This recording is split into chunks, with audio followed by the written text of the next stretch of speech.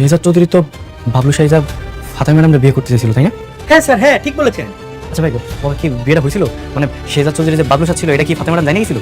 এবার কি তাহলে গোলামের স্মৃতিশক্তি ফিরে আসবে? কি করতে চলেছে দুনিয়ার টাকার গোলাম নাটকটির 14তম পর্বে, এবং নাটকটির 14তম পর্ব কবে এবং কোন চ্যানেলে প্রকাশিত হবে?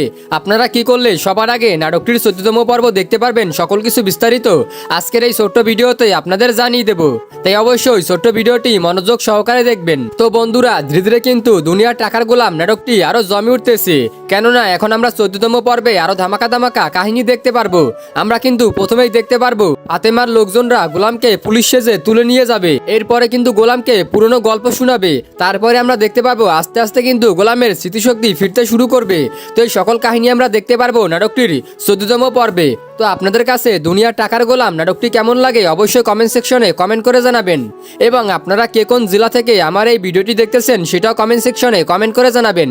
তো বন্ধুরা, নাটকটির পরবর্তী পর্ব দেখতে পারবেন আগামী বুধবার ঠিক 12টার সময় প্র্যাঙ্কিং এন্টারটেইনমেন্ট ইউটিউব চ্যানেলে, তাই অবশ্যই আপনাদেরকে আগামী বুধবার পর্যন্ত অপেক্ষা করতে হবে।